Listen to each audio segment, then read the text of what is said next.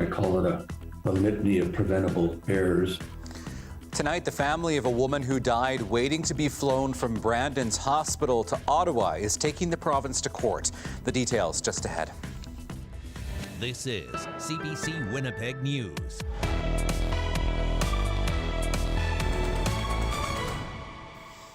Thank you for joining us. Great to be back with you. The mother of a critically ill COVID patient who died while Manitoba was preparing to fly her to a hospital in Ontario is now suing everyone involved with her daughter's death. The suit casts new light on Crystal Musso's final hours in Brandon. CBC's Bartlett Kivas reports. During the spring of 2021, at the height of the third wave of COVID-19, Manitoba ran out of room to care for all of its critically ill COVID patients.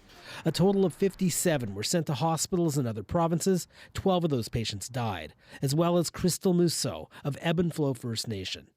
On May 24, 2021, officials were preparing to transport Musso from the ICU in Brandon to Ottawa General Hospital.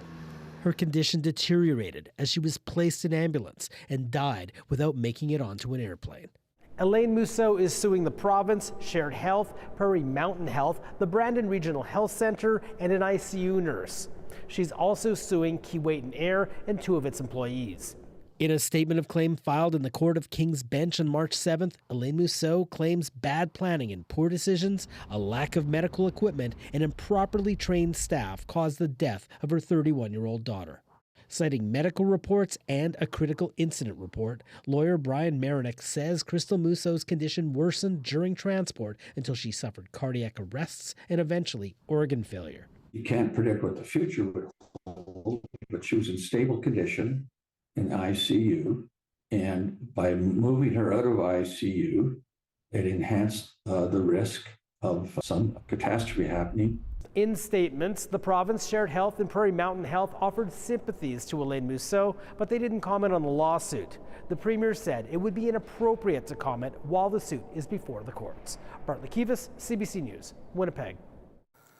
Meantime, a more detailed investigation will take place into the death of a man who was waiting for care in the hallway of the Health Sciences Centre ER. The man arrived by ambulance at the hospital on February the 27th. The hospital says his condition worsened and an hour later he died. His death has now officially been ruled a critical incident. It is an objective investigation, and they take a look at circumstances, they take a look at all the facts, and then they make recommendations with a CI that things that maybe could be improved on to ensure that these type of events don't happen again in the future. Shared Health says the report will be complete within 3 months.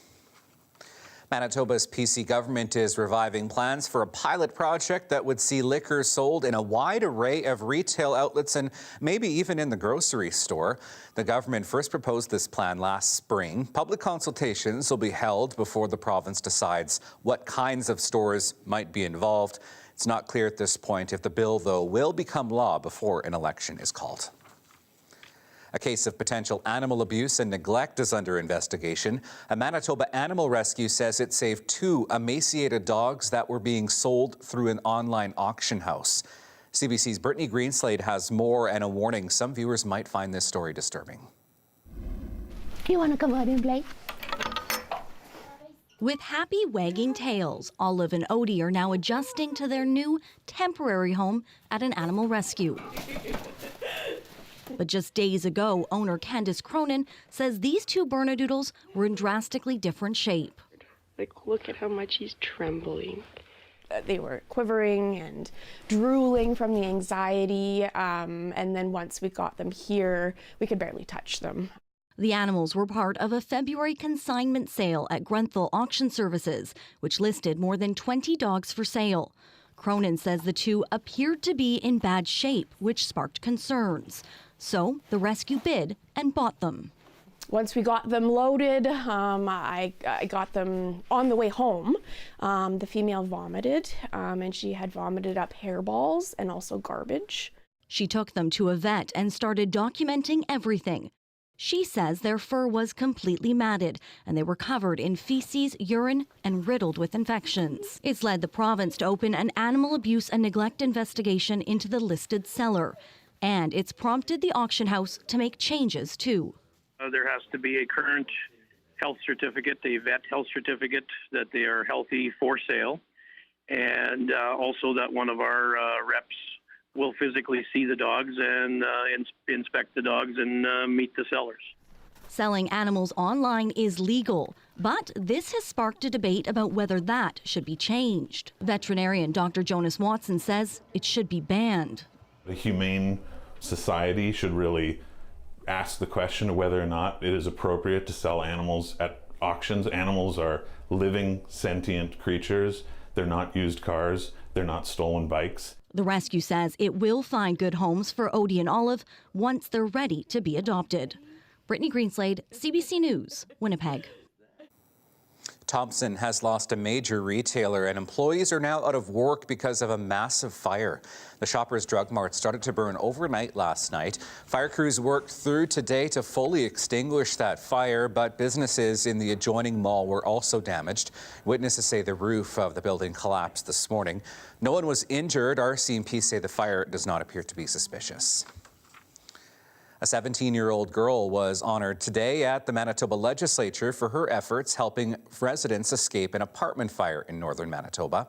17-year-old Shanika Tornaby ran into a burning building and saved several children, including a 2-year-old. Tornaby had to be airlifted from Tatasquiac, Cree Nation, to Winnipeg for care afterwards. Thompson MLA Eric Redhead gave her a copy of the speech and a medal. Let's take a look outside at downtown Winnipeg. Southern Manitoba is in for some snow in time for the weekend. Meteorologist John Sauder is tracking all of it for us. The details are next.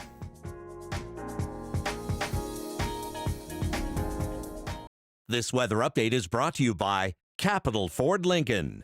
The trade and upgrade event is on now. Well, we'll start tonight with the special weather statement that has been issued by Environment Canada for the southwest portion of the province and really anywhere west of the Red River Valley. These statements have been extended a little farther east late in the afternoon, but up to 20 centimeters, windy conditions. I think 20 centimeters would be a worst case scenario. High pressure in the north has been having a history of really drying out this system and pushing it farther south as the weekend progresses. Now, it's late Friday that we start to see the snow in the southwest. There's the low in its current track.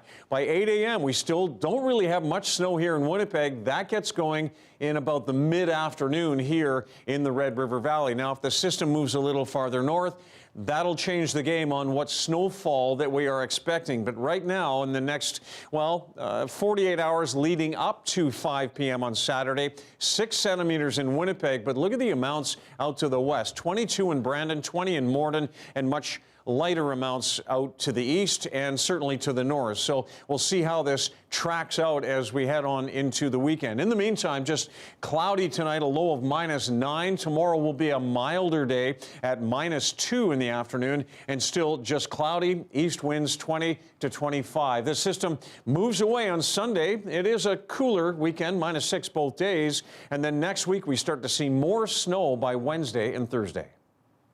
All right, thank you, John. That is your late news for this Thursday. Thanks so much for being with us tonight. We will see you again tomorrow at 6 and 11. Have a great night.